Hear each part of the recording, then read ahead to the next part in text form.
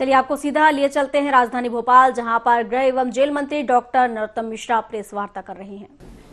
जो है एकजुटता का प्रदर्शन कर रही है, आपको क्या लगता है आगे एकजुट है? आप पर आरोप भी लग रहे हैं, एकजुट कर दी तो आप पर आरोप भी लग रहे हैं।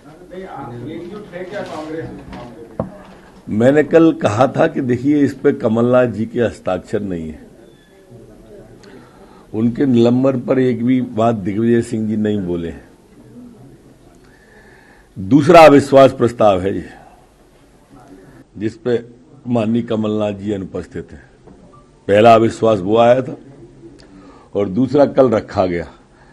अविश्वास जैसे महत्वपूर्ण विषयों पर जब वो उपस्थित नहीं रहते हैं तो उससे समझ में आ जाता है कि कांग्रेस कैसी एक है। अब तो कल ऐसा लग रहा था कि नेता प्रतिपक्ष जी लोगों से विधायकों को बुला बुला के दस्तखत करा रहे थे, ढूंढते फिर रहे थे, और उसके बावजूद भी आधे लोगों ने हस्ताक्षर नहीं किए उस प्रस्ताव पर। नेता प्रतिपक्ष की दयनीय स्थिति थी। मेरे मित्र हैं, वरिष्ठ नेता हैं, जैसे कह रहे हो कमलनाथ जी से भाई तुम दस्तखत करोगे कि नहीं, और कमलनाथ जी कह रहे हो जी काल्पनिक है, कमलनाथ जी कह रहे हो कि पहले उससे पूछ के आओ कि वो कार्यकारी अध्यक्ष कहना छोड़ेगा कि नहीं। सर, खरगोन में अरुण यादव एक बार फिर कह रहे हैं कि 2023 के परिणाम आने दीजिए, उसके बाद हाईकमान तय करेगा मुख्यमंत्री कौन है। ये कांग्रेस की अंतर्कलह है। वो सही कह रहे हैं, उन्हें मालूम है 2023 के परिणाम में कांग्रेस आने वाली है ही नहीं। और जिस तरह से माननीय अरुण यादव जी की उपेक्षा कांग्रेस कर रही है, अजय सिंह जी की उपेक्षा कर रही है, ये वरिष्ठ नेता बहुत सारे हैं जिनकी उपेक्षा कर रही है, उससे कांग्रेस की स्थिति समझ में सबको आ रही है। राहुल गांधी ने जो यूपी में भाषण दिया है जिसमें चीन की उन्होंने प्रशंसा कर दी है, पुलवामा अटैक जो हुआ था उसमें शहीदों पर भी सवाल उठा दिए, क्या कहेंगे? यही बात तो कमलनाथ जी ने कही थी, महान भारत को बदनाम भारत। भारत को बदनाम करने का राहुल जी ने कभी कोई मौका नहीं छोड़ा, और इसीलिए वो हमारे देश की विदेश की धरती पर जाके मखौल उड़ाते हैं। कभी भारतीय लोकतंत्र पर ये खतरा बताते हैं राहुल बाबा, कभी जैसा आपने कहा उसके पहले वैक्सीन पर उंगली उठा देते हैं, ये सेना पे उठा देते हैं, पुलवामा के शहीदों पर उठा देते हैं, चीन का गुणगान करते हैं। तो ये खुद राहुल बाबा की स्थिति ऐसी है कि ये भारत को नीचा दिखाने के लिए कभी कोई भी चीज नहीं छोड़ते, और प्रदेश का प्रत्येक देशभक्त इसलिए इस राहुल बाबा के खिलाफ रहता है, कांग्रेस के खिलाफ रहता है।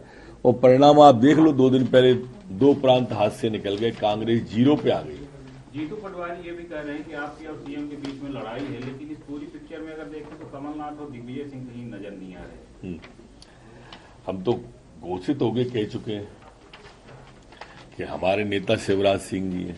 जीतू कहे कि हमारे नेता है, जीतू नहीं कह सकते हैं। इनका आपस का अंतर्कलह है जो सामने धीरे धीरे खुलकर आ रहा है। देखो मित्र, मूल रूप से अविश्वास ही गलत है।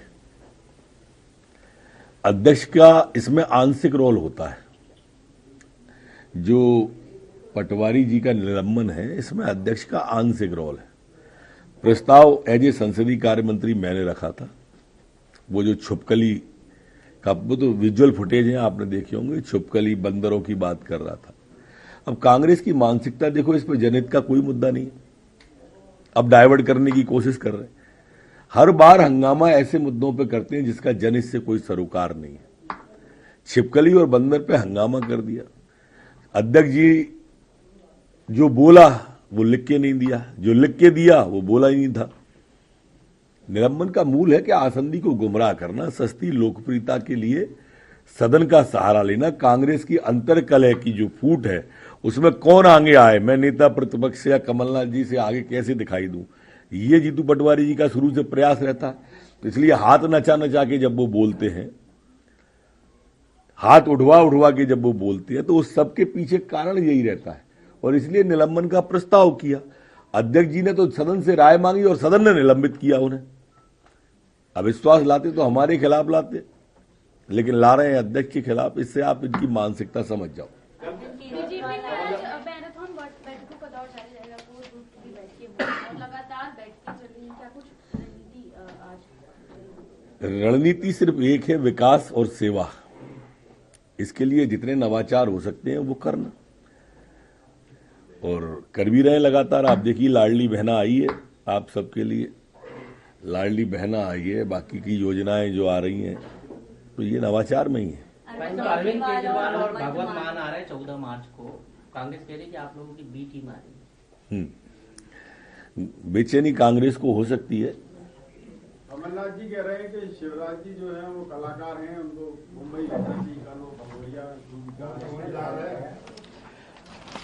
वो तो उनकी खुशी दिख रही थी कल, तो जैसा लग रहा था जैसे कोई उन्हें की मुराद पूरी हो गई, चेहरे पर झलक रहा था उनके। एक उनका बयान वो भी देखा मैंने, तानाशाही का, कि तानाशाह है। अब कैसे कैसे वाक्य बोल रहे हैं। इमरजेंसी के जो नायक खलनायक रहे कमलनाथ जी, वो हमको तानाशाह कह रहे हैं। ये भी अचंभे की बात है कि किस तरह से वो किसको कहते हैं। तानाशाही तो आपकी है जिसकी चक्की में कांग्रेस पिस रही है इस समय पूरी की पूरी। जीतू प्रकरण में इनके दो वरिष्ठ नेता कमलनाथ और दिग्विजय सिंह की भूमिका कैसे देखते हैं? भूमिका क्या, स्पष्ट रूप से अंतर्कलह है कांग्रेस की फूट है, वो साफ दिखाई दे रही है। हस्ताक्षर विश्वास पर नहीं होना और उनका अभी तक उनके निलंबन पर कोई ट्वीट न होना। जो रोज चिड़िया उड़ती थी वो वहां गायब थी।